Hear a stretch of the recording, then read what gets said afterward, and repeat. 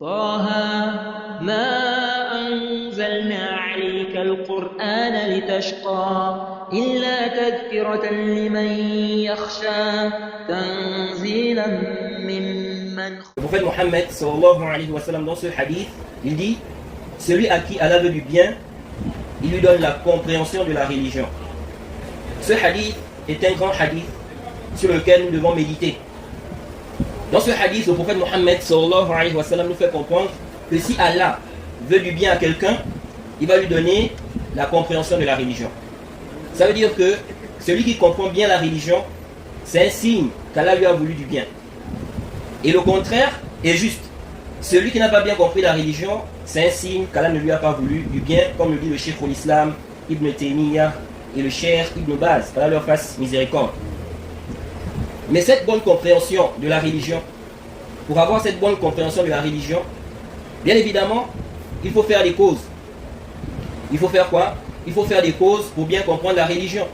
Sahih, c'est vrai, comme le prophète a dit dans ce hadith, celui à qui Allah veut du bien, il lui donne la bonne compréhension de la religion. Il y a des gens, parfois, c'est des gens, ils ont le cœur fermé, ils ont le cœur dur, ils ont du mal à accepter la vérité.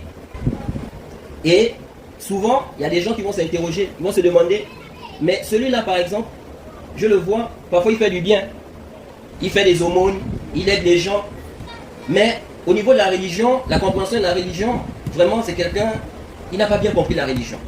C'est quelqu'un, il est sur une mauvaise voie. Pourquoi? Alors que nous on le voit, il fait des aumônes, il fait du bien. Il faut savoir que la bonne compréhension de la religion, il y a des causes. Il y a quoi?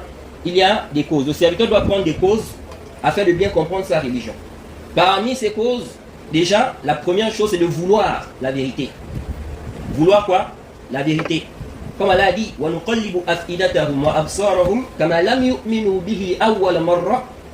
Allah dit, comme ils n'ont pas cru la première fois, nous allons détourner leur cœur.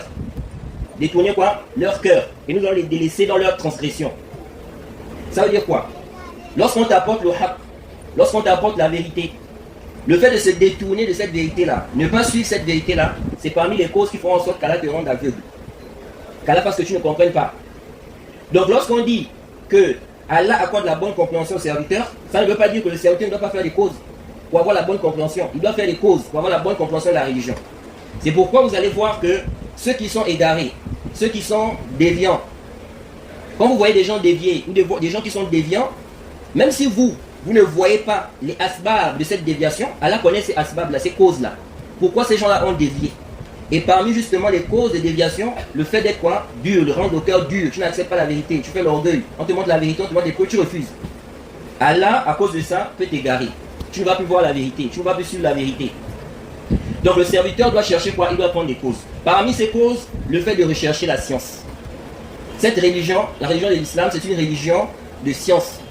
Ce n'est pas une religion d'ignorance. Tu ne peux pas apprendre, ou tu ne peux pas dire que tu pratiques l'islam et tu n'apprends pas l'islam. Ça ne fonctionne pas.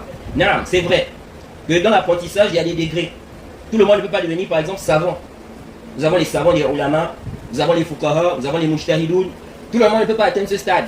Mais il y a un minimum que tout musulman doit avoir. C'est pourquoi le prophète Mohammed sallallahu alayhi wa sallam, dans le hadith de Anas, qu'Allah l'agrée, il nous dit, rapporté par Ibn Majah et bien d'autres, transmis par le Cheikh Al-Albani, le prophète Mohammed sallallahu alayhi wa sallam dit, la recherche de la science est une obligation pour tout musulman.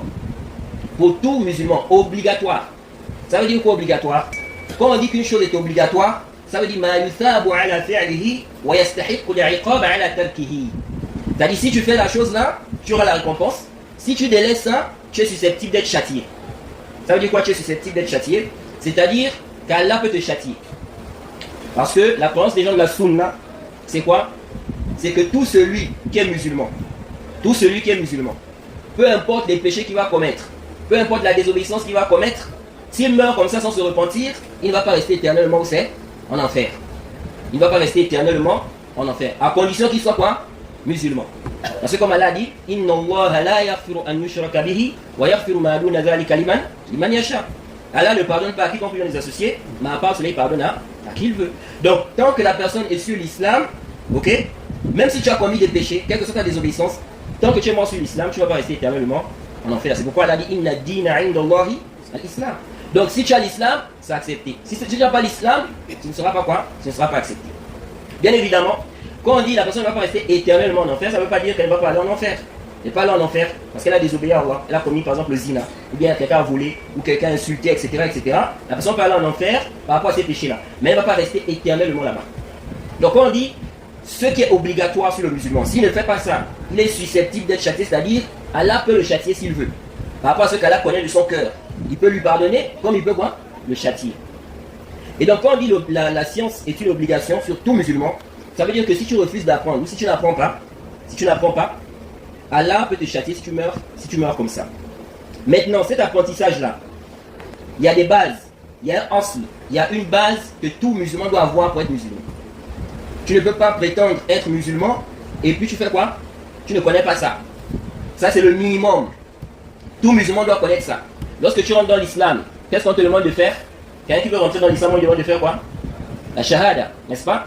Cette shahada là, qu'est-ce que ça veut dire? Quand tu dis ashhadu an la ilaha illallah, ça veut dire quoi?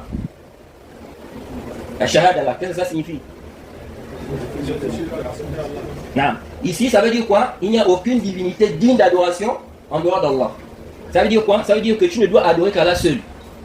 Tu ne dois adorer qu'Allah seul. C'est Allah seul que tu dois adorer. En dehors d'Allah, tout ce que les gens adorent en dehors d'Allah, tu ne dois pas adorer ça. Ce n'est pas permis. Ce sens-là de la ilaha illallah, tu dois connaître ça quand tu veux entrer dans l'islam. Pour qu'on accepte ton islam, tu dois savoir que tu ne dois adorer qu'Allah. Et tu dois accepter ça. Il n'y a qu'Allah seul que je dois adorer. Ça, c'est un minimum. Maintenant, après ça, tu dois maintenant commencer à apprendre le tawhid dans les détails. Parce que la première science que le musulman doit connaître, c'est quoi? C'est le tawhid. L'unicité d'Allah. Parce que sans le tawhid, tout est nul. Sans le tawhid, les prières qu'on fait là, c'est zéro. C'est pourquoi vous allez voir que beaucoup de gens se concentrent dans la prière. Vous allez voir aujourd'hui dans le monde entier, les musulmans prient, les gens viennent dans les mosquées, les gens prient quand c'est du mois. Même ceux qui délaissent parfois la prière, quand le ramadan arrive, vous les voyez dans les mosquées. Ils viennent prier, ils viennent jeûner, etc. Mais cette prière-là, ou ces jeûnes-là, s'il n'y a pas le tawhid, tu es en train de te fatiguer. C'est pourquoi Allah a dit, quand il a parlé de ses prophètes, après avoir cité les prophètes, il a dit وَلَوْ أَشْرَكُوا لَحَبِطَ عَنْهُمْ مَا كَانُوا يَعْمَلُونَ. S'ils avaient donné des associés, là Allah parle des prophètes, de ses prophètes, ses envoyés. Il dit, s'ils avaient donné des associés, tout ce qu'ils avaient fait là, ça allait être nul. Ça allait être quoi? Nul. Ça veut dire que si maintenant toi, tu dis tu es musulman, maintenant tu fais la prière, tu fais le jeûne, tu fais les aumônes, mais tu es dans le shirk, c'est zéro. Tu es en train de te fatiguer. Et quand le musulman a compris ça, il va donner plus d'importance à quoi? À l'apprentissage du tawhid. Et malheureusement aujourd'hui, chez beaucoup de gens, ils accordent peu d'importance au tawhid.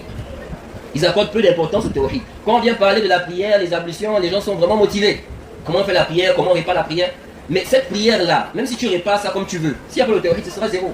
Parce que Allah ne va pas accepter la prière-là. Donc il n'y a pas quoi? Le tawhid. Donc la première chose à connaître, dans laquelle le musulman doit se concentrer, c'est connaître le tawhid.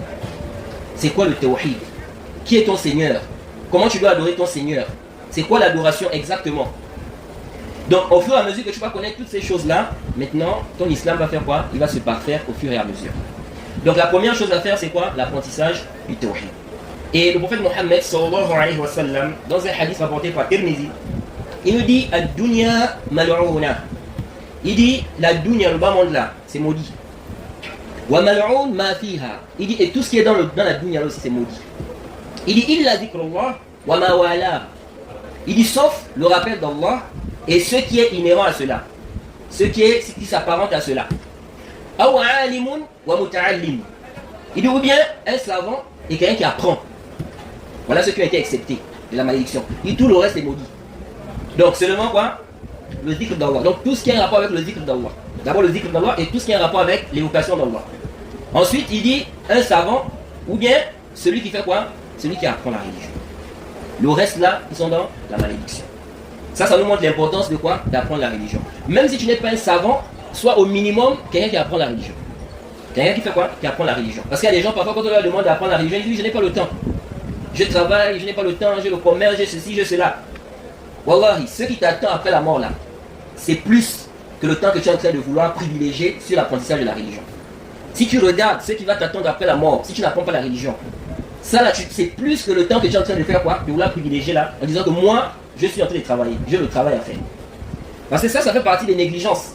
Imaginons quelqu'un maintenant, tu dois apprendre les bases de ta religion. Parmi les bases de ta religion, tu dois connaître le tawhid. Tu dois connaître le shirk, c'est quoi, afin que tu puisses t'écarter de cela. Bon, maintenant, tu dis, je n'ai pas le temps. Tu préfères chercher le travail. Tu préfères être en train de travailler. Ok, la mort arrive maintenant. Tu étais dans l'ignorance de certaines questions de tawhid, qui sont les bases dans ta religion.